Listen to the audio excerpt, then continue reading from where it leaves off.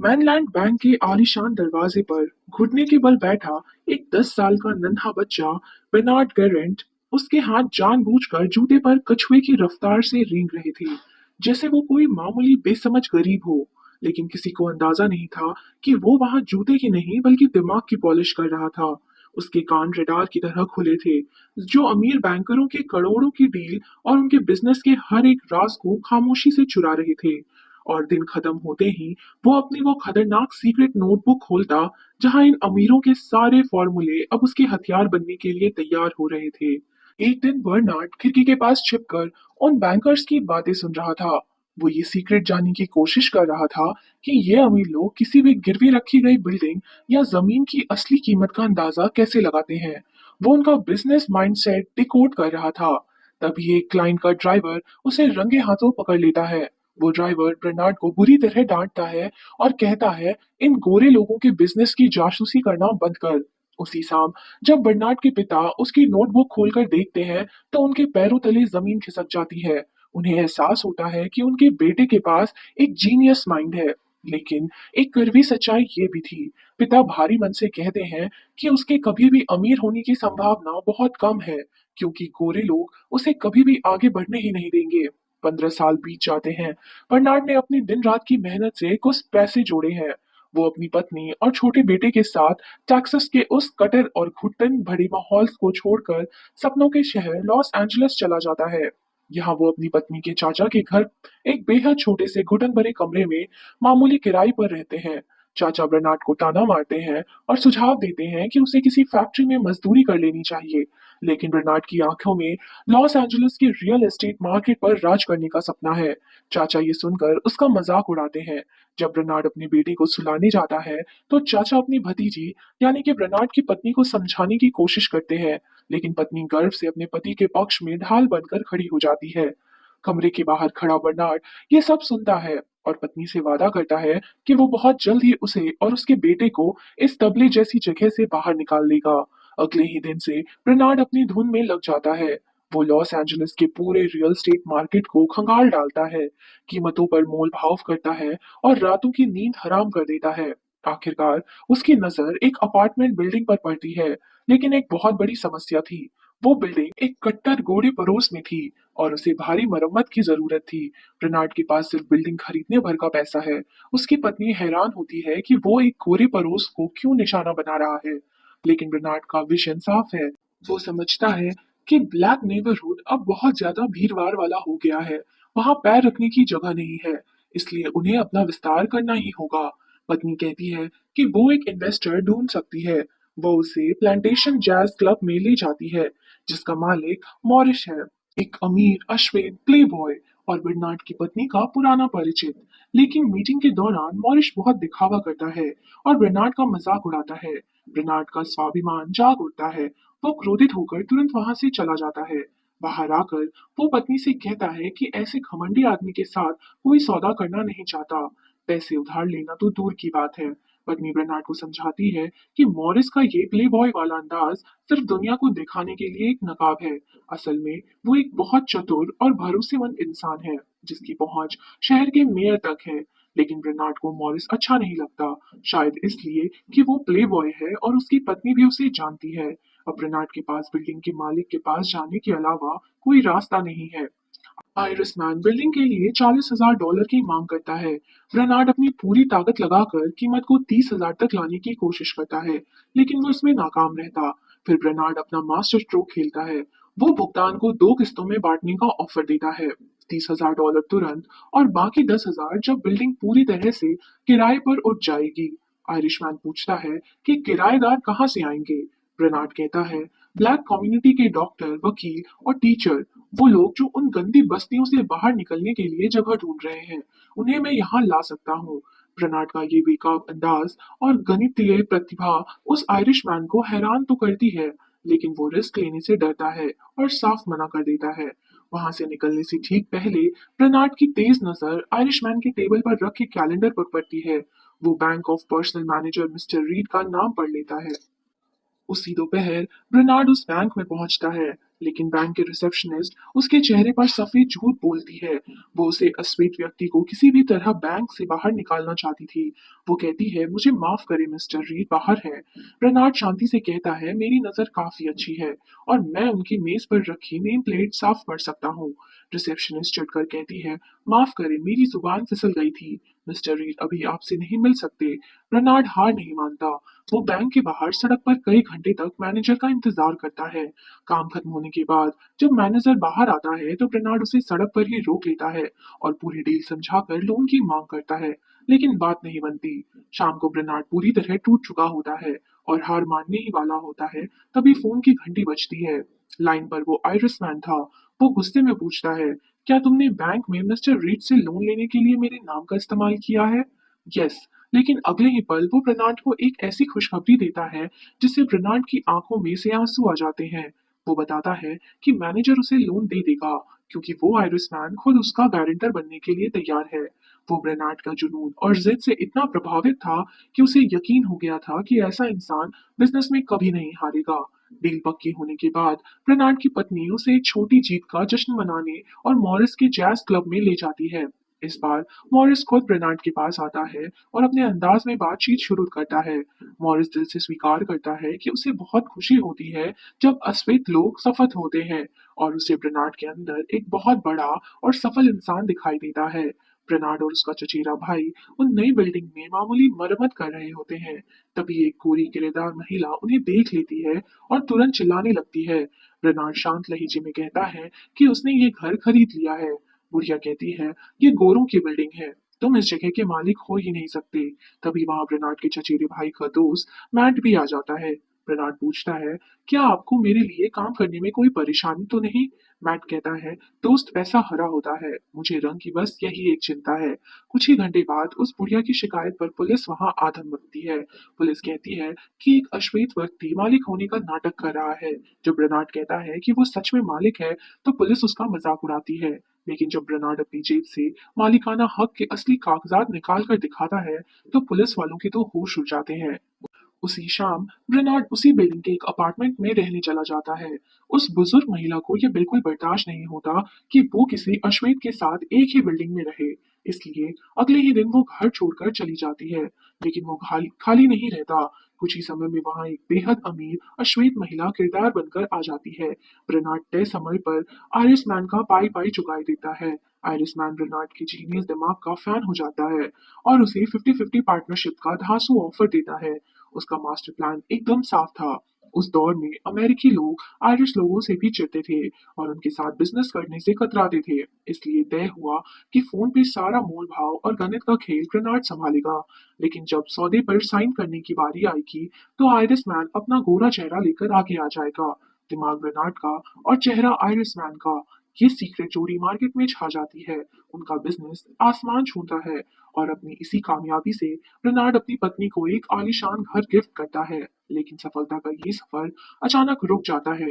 रेनार्ड के partner iris man की अचानक मौत हो जाती है। जब रेनार्ड अपना आधा हिस्सा मांगने उसकी गोरी पत्नी के पास जाता है तो वो उसे मार्केट के 4 गुना कम कीमत धमकाकर और औकात दिखाती है। वो साफ कह देती है कि वो किसी अश्वेत के साथ बिजनेस नहीं करेगी। वो ब्रेनार्ड को खुली धमकी देती है कि अगर ज्यादा चालाकी की तो एक फूटी कौड़ी नहीं मिलेगी, क्योंकि करोड़ों की वो पार्टनरशिप सिर्फ जुबानी थी, कागजों पर कहीं नहीं। ब्रेनार्ड एक खौफनाक चक्रव्यूह में फंस जाता है। या तो वो चुपचाप इस भीख को कबूल कर ले या मुकदमा करे जिसमें उसकी हार पक्की है। गवाह की तलाश में ब्रेनार्ड बैंक मैनेजर के पास जाता है, लेकिन मैनेजर उससे मिलने से ही इनकार कर देता है क्योंकि वो पहले से ही उस आयरिश मैन की पत्नी के साथ काम कर रहा था। ब्रेनार्ड निराश होकर बैंक से बाहर निकलता है, लेकिन तभी मेन डोर पर लगे एक बड़े साइन बोर्ड पर उसकी तेज नजर ठहर जाती है। उस पूरी गगनचुंबी इमारत में दर्जनों बैंकों के ऑफिस थे और बस यही उस अपमान की राख से एक ऐसा खौफनाक और पागलपन भरा मास्टर प्लान जन्म लेता है जो अमेरिका का इतिहास बदलने वाला था। क्योंकि ना इस पूरी बैंक का बिल्डिंग को ही खरीद लिया जाए ताकि उसके अंदर बैठा कोई भी बैंकर अपने ही मालिक को अनदेखा करने की जरूरत ना कर सके।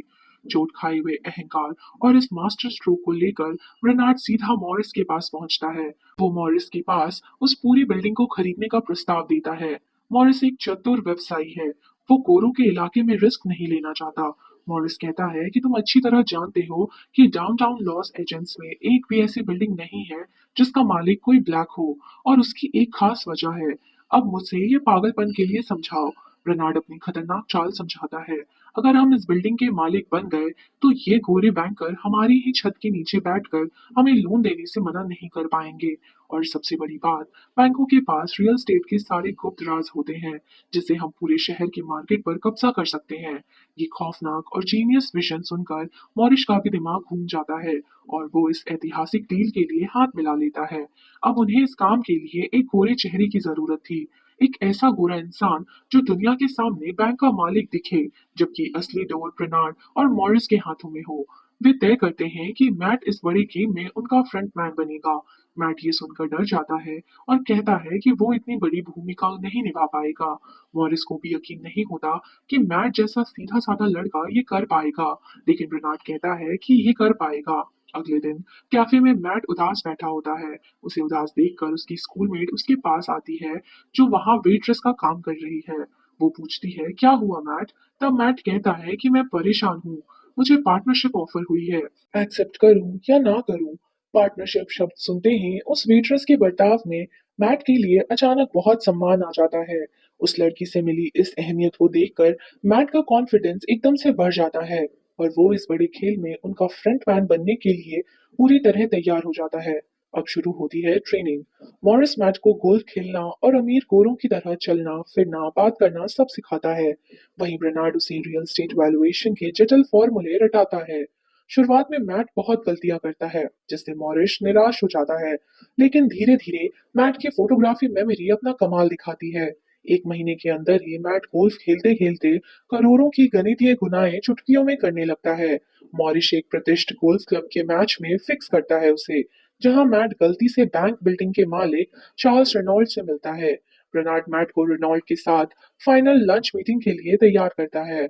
वहां मैट अपनी गणितीय कुशलता और रटे हुए फॉर्मूला से रेनॉल्ड को इस कदर प्रभावित करता है, वो 2.5 मिलियन की बिल्डिंग को मोल भाव करके 1.5 मिलियन तक ले आता है। इस जीत के बाद वे रुकते नहीं। वे लॉस एंजलिस के उस पॉश इलाके में थोक के भाव में इमारतें खरीदने लगते हैं जहां अश्वेतों का जाना मना था। उनके पास अब 177 इमारतें हो चुकी थी और उनका रसूख इतना बढ़ गया था कि उनके अपार्टमेंट के उद्घाटन में खुद देश के उपराष्ट्रपति लीडिंग बी जॉन्स मेहमान बनकर आए। और मैट वो अपनी हॉट वेट्रेस से शादी कर अपनी शानदार जिंदगी जी रहा है। साल 1963 में ब्रेनार्ड अब एक बेहद सफल और अमीर बिजनेसमैन बन चुका है। वो अपने पिता से मिलने टेक्सास के वो एक छोटे से शहर में आता है। टेक्सास उस वक्त अमेरिका का सबसे कट्टर राज्य था, जहां अश्वेत लोगों के प्रति नफरत से भरा रवैया बिल्कुल नहीं बदला था। उसका पिता कहता है कि उसे अपने बेटे पर गर्व है। ब्रेनार्ड उसे समझाता है कि कैलिफोर्निया में अश्वेतों के लिए जीना बहुत आसान है, लेकिन पिता एक कड़वी सच्चाई सामने रखते हैं। मुझे नहीं लगता ये कैलिफोर्निया है। ये शब्द ब्रेनार्ड के अंदर कुछ जगह देती है। अगले दिन महंगे सूट पहने हुए ब्रेनार्ड अपने बेटे के साथ अपने शहर की सड़कों पर निकलता है। बेटा हैरान है, लोग उन्हें ऐसे घूर रहे हैं जैसे उन्होंने कोई भयानक गुनाह कर दिया हो। ब्रेनार्ड कहता है मुझे अफसोस है कि तुम्हें ये सब देखना पड़ रहा है। चलते चलते वे मेनलैंड बैंक के पास पहुंचते हैं। ये वही जगह है जहां ब्रेनार्ड बचपन में जूते पॉलिश किया करता था और चुपचाप अमीरों की फाइनेंशियल बातें सुनकर उनके करोड़ों की सीक्रेट्स बटोरता था। वो वहां से स्थायी जूते पॉलिश करने वाला लड़का से कीमत पूछता है। लड़के का जवाब ब्रेनार्ड को अंदर तक चीर देता है। वो कहता है कि मैं सिर्फ गोरे लोगों के जूते पॉलिश करता हूँ। शाम को ब्रेनार्ड अपनी पत्नी को कहता है कि वो बैंक खरीदना चाहता है ताकि टैक्सेस में अश्वेत लोगों को एक सभ्य जीवन जीने का मौका मिल सके। टैक्सेस के गोरे बैंकर्स जानबूझकर इतना भारी ब्याज लगाते थे और ऐसी शर्तें रखते थे कि कोई भी अश्वेत इंसान कभी लोन चुका ही ना पाए। उनका मकसद साफ था, अश्वेत लोग कभी खुद का बिजनेस खड़ा ना कर पाए और हमेशा उनके गुलाम बने रहे।